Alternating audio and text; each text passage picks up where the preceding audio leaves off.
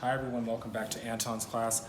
I was going to film out here today because as you can see it's beautiful here in Kigali, Rwanda, and but you know the lighting's just a little bad, so I'm going to go back in and we're going to get this video started. Welcome to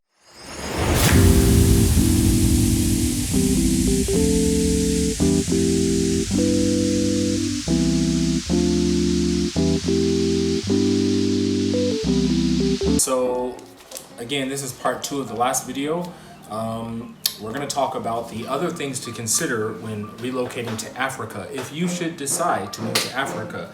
So of course I have my list here, and in the last video we spoke in more detail about the cost, the price of relocating, and things to consider when it comes to the cost of the initial cost of moving to Africa. Now we're going to talk about some other very important things, and those things are culture, language, and accessibility.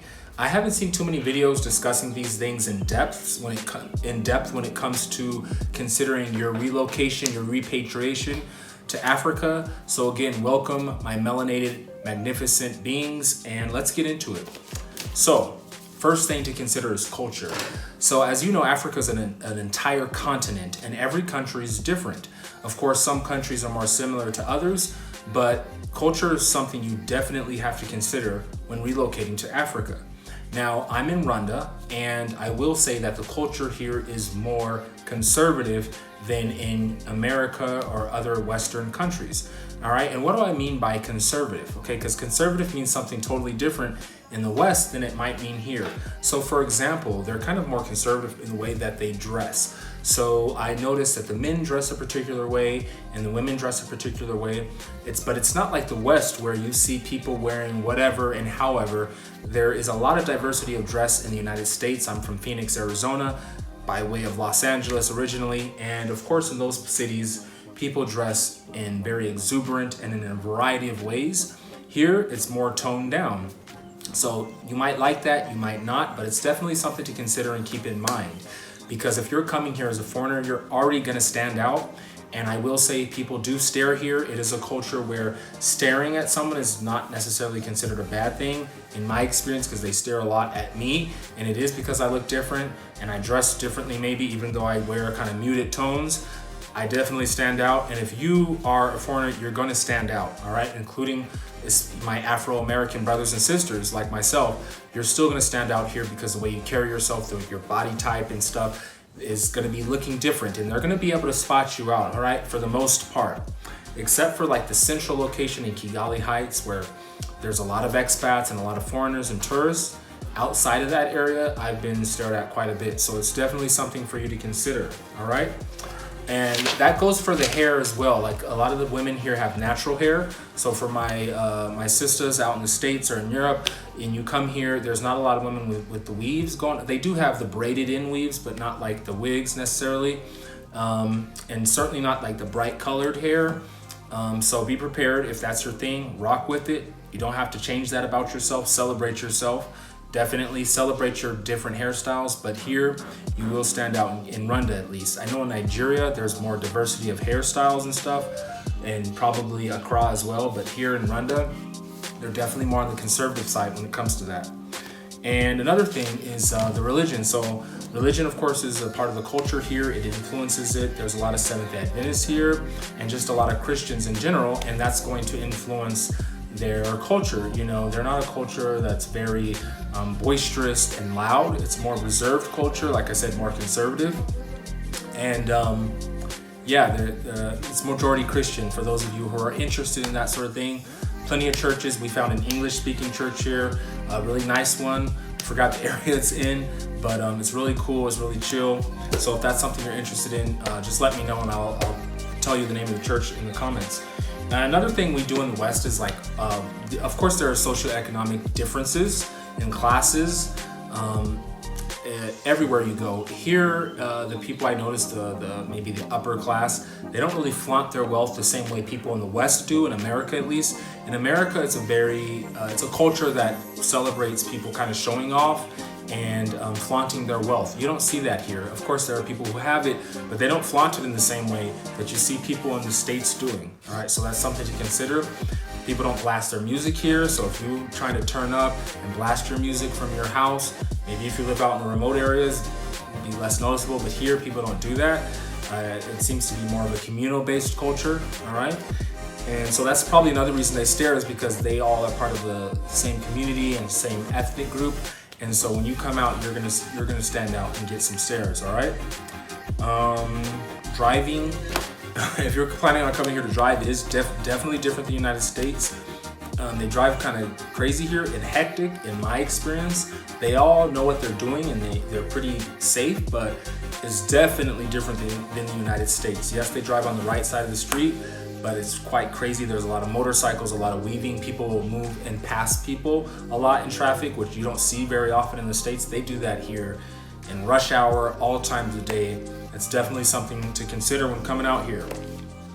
Now, moving on to the next thing, which is language. Language, of course, fits in with culture, but I made it a separate topic because when you're choosing the country you want to repatriate to in Africa, you definitely have to consider language, all right? Because again, there are many countries here in Africa. They don't all speak the same language.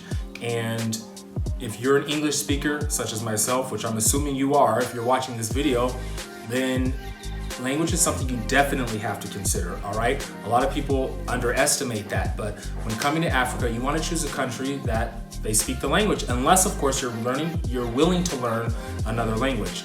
Now with Rwanda, they say that it's an English-speaking country, and when I came here, I expected that to be the case, but in my experience, it's really not, all right? To be perfectly honest. Yes, you will encounter people who speak English, but it's gonna be very challenging to navigate. I have a whole story time about a crazy experience I had where I left the house to get a yellow fever vaccine and ended up in a police station across town talking to a prisoner in handcuffs.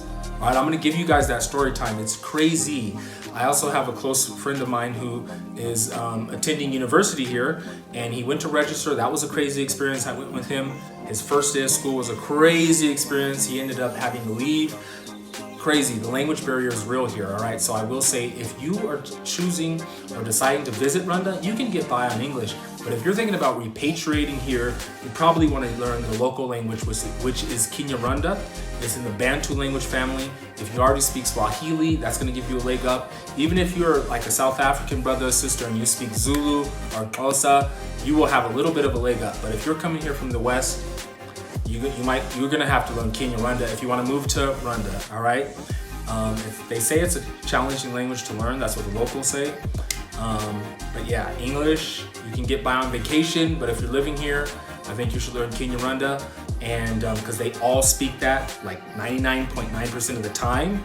You occasionally will hear French, especially like in university setting, and you really won't hear English being spoken unless it's by expats or unless it's you speaking it and trying to get something done. All right, so yes, language. Remember, in Africa, if you really want to move to a really English-speaking country, of course, there's Ghana, there's Kenya, Nigeria. I haven't been to Gambia. I haven't been to any of those countries, but I know they're English-speaking.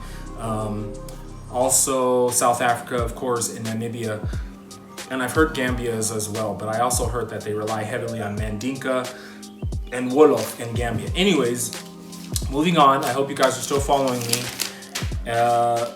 Last but not least, we're going to talk about accessibility. So, of course, a lot of brothers and sisters from around the globe who want to come to Africa are differently abled people, and they still want to travel, of course, and they still would like to experience the motherland. So, at least in Rwanda, which is where I am, of course, there are a lot of hills. So that's something you definitely have to consider. If you are a brother or sister who uses a wheelchair or other form of mobility assistance, then navigating these hills could potentially be quite challenging. So yeah, that's definitely something to consider. There are areas of town that are, I don't want to say flat because everywhere is hills, but there are areas of town where it's kind of even keel.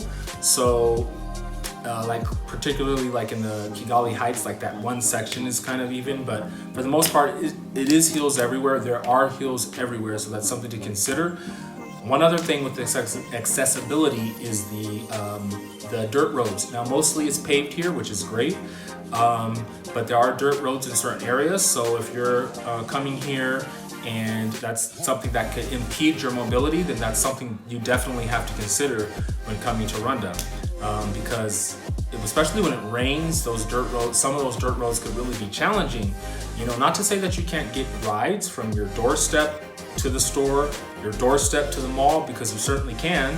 And so yeah, that wouldn't be an issue with you. You can certainly use the ride hailing services, but a lot of people use motorbikes as well.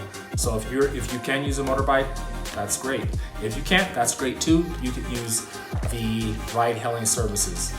Anyways, you guys, that wraps up this video. In my next video, I'm going to talk about, people were requesting I talk about more in depth about my hospital visit here in Kigali, Rwanda at King Faisal. It was a positive experience, so I'm going to talk about that. In the following video, the subsequent video, of course, I'm going to talk about in detail the story time of the hassle of speaking English here in Rwanda, because it is challenging.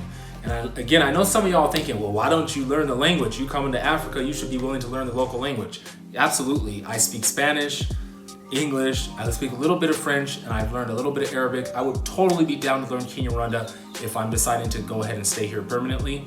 The thing is, they kind of said that it was English speaking, and that has not been my experience. So I didn't plan to learn the language because I thought that it was completely English speaking, like Ghana or Kenya or Nigeria.